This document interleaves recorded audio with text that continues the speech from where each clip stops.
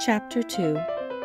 Mr. Bennet was among the earliest of those who waited on Mr. Bingley.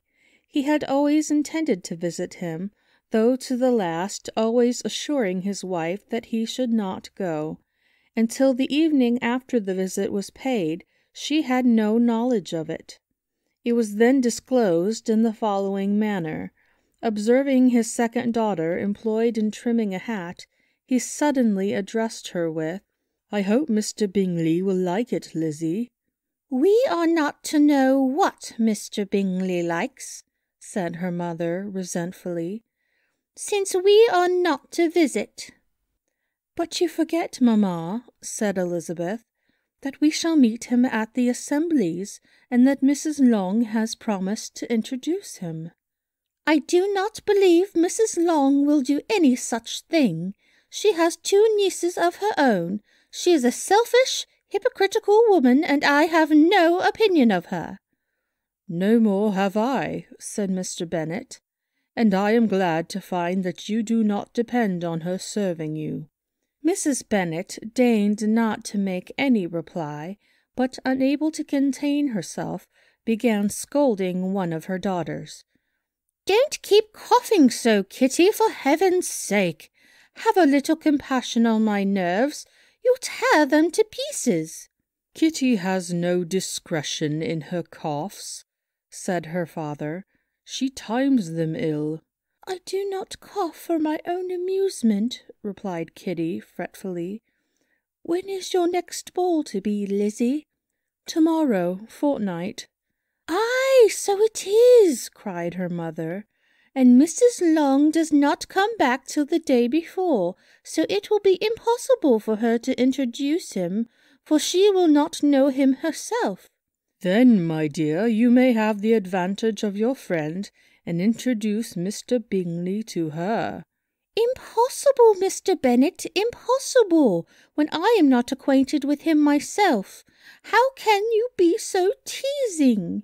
"I honour your circumspection. A fortnight's acquaintance is certainly very little. One cannot know what a man really is by the end of a fortnight.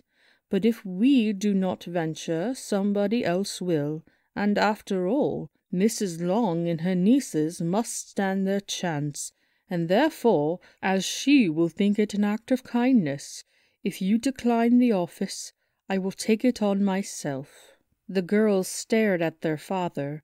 Mrs. Bennet said only, "Nonsense, nonsense!" "What can be the meaning of that emphatic exclamation?" cried he. "Do you consider the forms of introduction and the stress that is laid on them as nonsense? I cannot agree with you there. What say you, Mary? For you are a young lady of deep reflection, I know, and read great books and make extracts." Mary wished to say something very sensible, but knew not how. "While Mary is adjusting her ideas," he continued, "let us return to Mr. Bingley." "I am sick of Mr. Bingley," cried his wife. "I am sorry to hear that, but why did you not tell me so before? If I had known as much this morning, I certainly would not have called upon him. It is very unlucky, but as I have actually paid the visit, we cannot escape the acquaintance now." The astonishment of the ladies was just what he wished, that of Mrs. Bennet perhaps surpassing the rest, though when the first tumult of joy was over, she began to declare that it was what she had expected all the while. "How good it was in you, my dear Mr. Bennet! I knew I should persuade you at last. I was sure you loved your girls too well to neglect such an acquaintance. Well, how pleased I am! It is such a good joke, too, that you should have gone this morning and never said a word about it till now." "Now, Kitty, you may cough as much as you choose," said Mr. Bennet, and, as he spoke, he left the room, fatigued with the raptures of his wife. "What an excellent father you have, girls," said she, when the door was shut.